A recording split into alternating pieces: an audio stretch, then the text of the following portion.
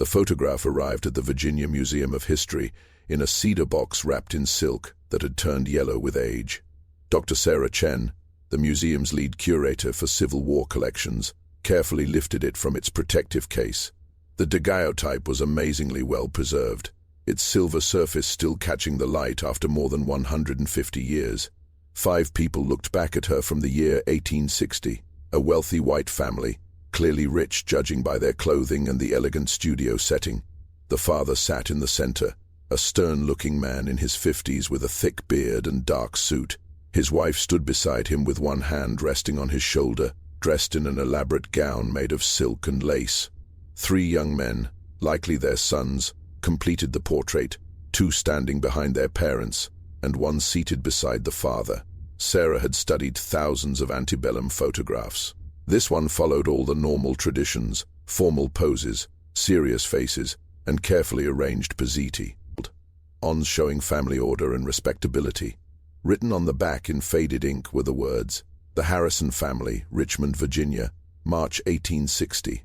March 1860. Sarah felt a cold chill. That date placed the photograph exactly 1 year before the Civil War began, in the center of what would later become the Confederate capital. Richmond had been one of the biggest slave-trading cities in America, where fortunes were made through the buying and selling of human beings. She placed the daguerreotype under her examination lamp and adjusted the magnifying lens. The donor's note explained that the photograph came from an estate sale, part of a collection owned by descendants who had moved north many years earlier. No additional details were included. Sarah began her usual analysis, taking notes about the historical clues. The father's clothing suggested upper-middle-class wealth, expensive but not aristocratic. The mother's jewelry was elegant and valuable. The sons, who looked between 30 years old, wore matching dark suits that symbolized family unity and success. Then she noticed the hands. In formal Victorian photography, hand placement was carefully planned. Hands usually rested on furniture, folded together, or hung naturally at the sides. But something about the Harrison family's hands looked strange. Sarah leaned closer and increased the magnification. The father's right hand, resting on the arm of his chair, showed an unusual position. His index and middle fingers crossed while the thumb stretched outward. The mother's hand on his shoulder formed another odd gesture. Each of the 3 sons held their hands differently, but every pose seemed deliberate, almost coded.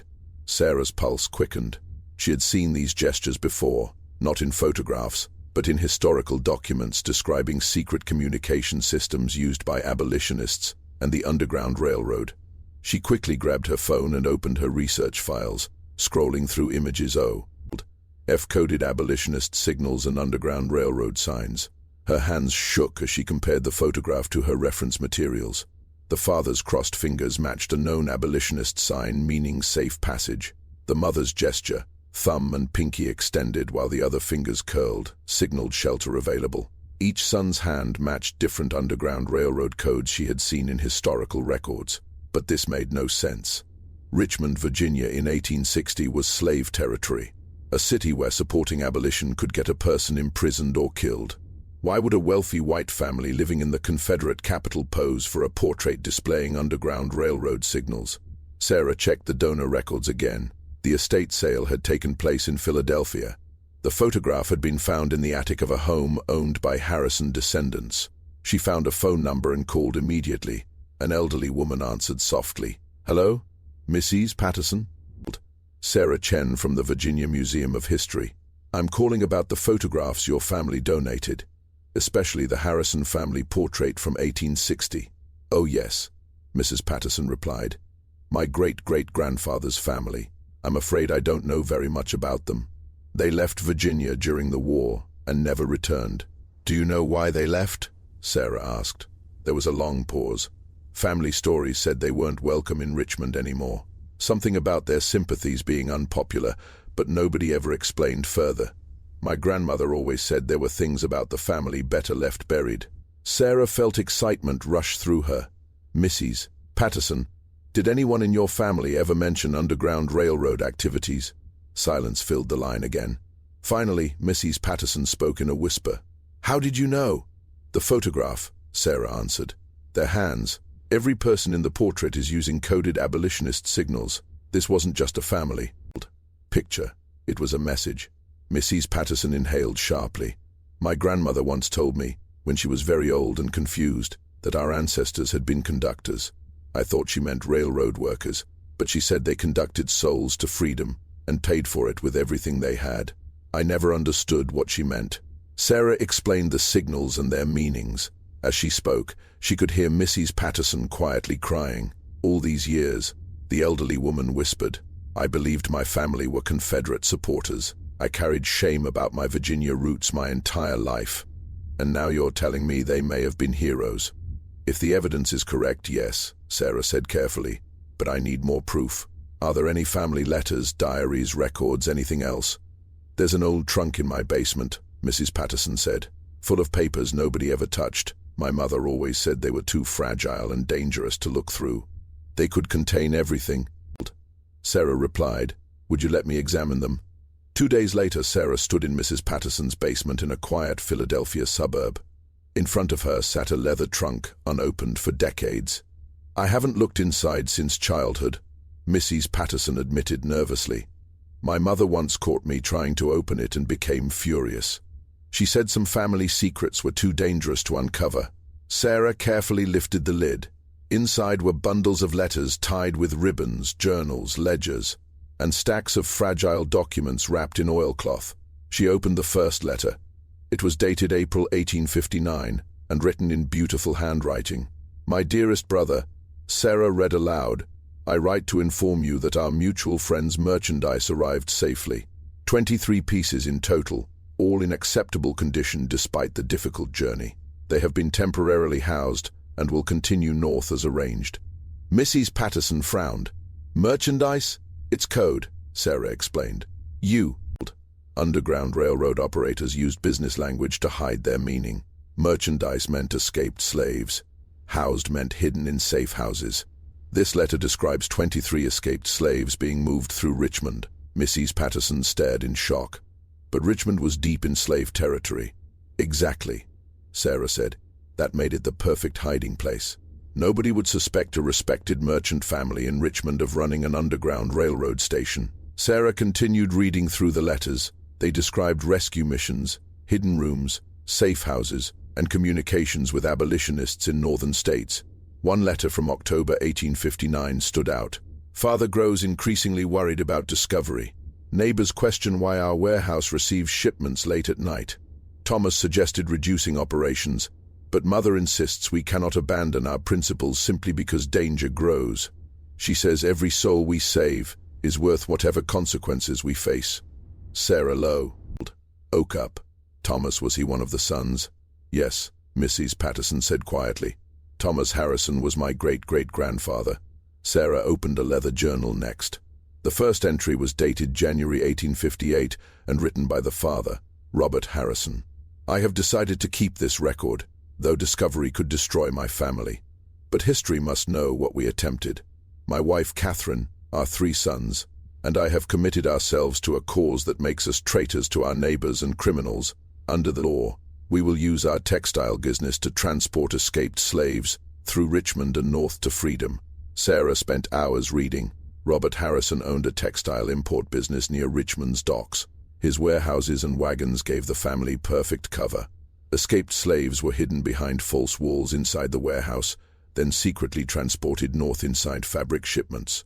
Robert's journal described how his views had changed after witnessing a slave auction in 1856. I watched a mother torn away from her children and sold separately while she screamed. In that moment, I realized these were not property but human beings who suffered as deeply as my own family. Together, Robert and Catherine contacted Quaker abolitionists in Philadelphia and joined the Underground Railroad network. Each son had a J role. Thomas managed warehouse operations. James gathered information around the city and watched for slave catchers. William, only 19 years old, traveled to plantations pretending to buy fabric while secretly helping enslaved people plan their escapes. Sarah was stunned by the danger they faced. A journal entry from June 1859 described William returning home bruised after being questioned by a plantation overseer. I advised him to stop, Robert wrote, but he refused. Every week I wait, William said, is another week people suffer in chains. Mrs. Patterson wiped tears from her face. They were just boys. Sarah kept reading until she found an entry about the photograph itself. Catherine proposes we commission a family portrait. She believes we can use hand signals in the image to identify ourselves to other conductors and sympathizers. Anyone who understands the codes will recognize us immediately as allies. Another entry described the photography session. The photographer objected to our hand positions several times, but I insisted. Catherine signaled shelter. I signaled safe passage. Thomas signaled northbound route. James indicated supplies available. William signaled multiple stations. Sarah finally understood. The photograph was not simply a family portrait. It was an identification card for Underground Railroad members, proof of loyalty hidden in plain sight. Later entries revealed something even deeper.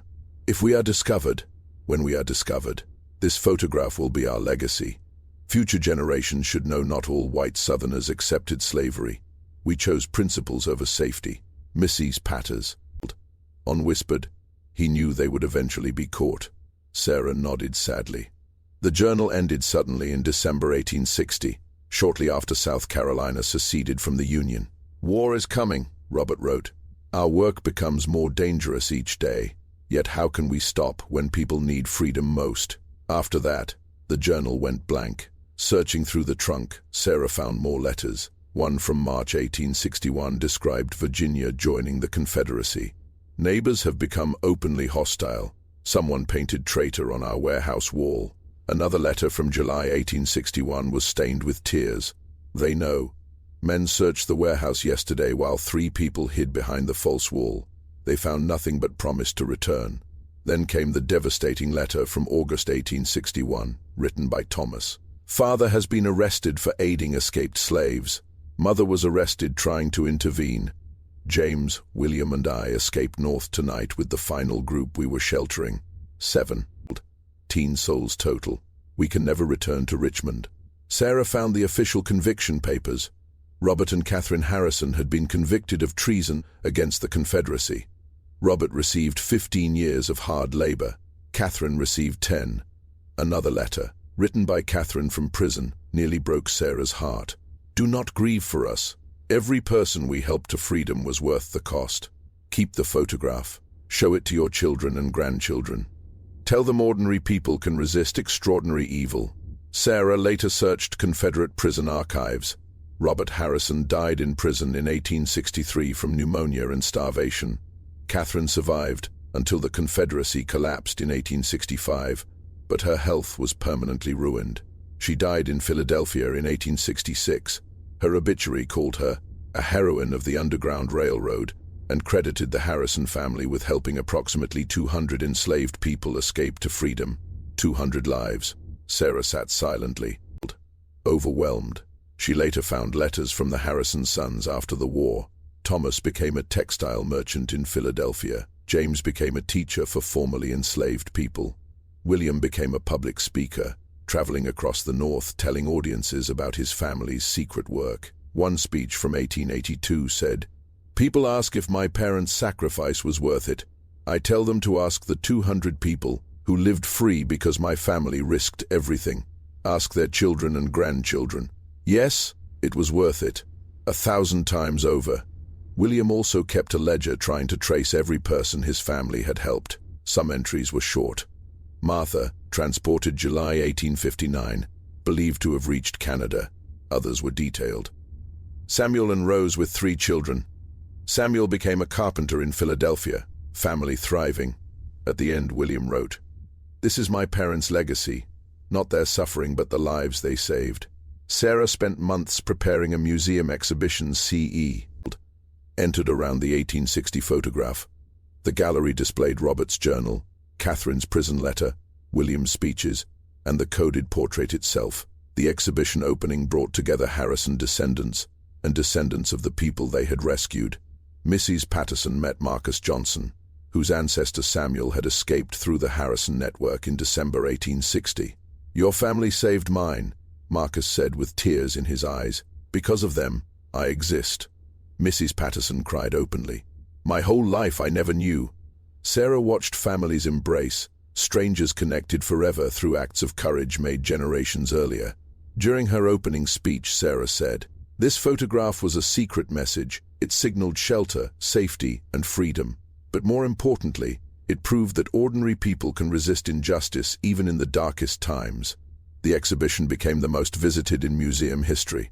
Historians began studying other Civil War photographs for hidden abolitio, NIST codes. Families across the country contacted Sarah, asking her to examine old portraits. But the greatest impact was personal. Harrison descendants finally understood why their family fled Virginia. Descendants of the rescued families finally learned the names of the people who helped their ancestors survive. One evening, after the museum closed, Sarah stood beside Mrs. Patterson looking at the photograph. "I've been thinking about Catherine's words," Mrs. Patterson said quietly. "About ordinary people resisting evil." Sarah nodded. Mrs. Patterson looked at the photograph one final time. "I think they wanted future generations to understand something important," she said softly. "That courage belongs to ordinary people too. Teachers, parents, merchants, students, people who decide doing the right thing matters more than staying comfortable." The photograph remained permanently displayed in the museum's Civil War gallery.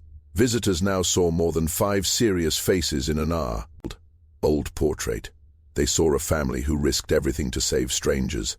They saw proof that resistance existed even in the heart of the Confederacy. And they saw a question passed silently across generations. When history demands courage, what will you choose?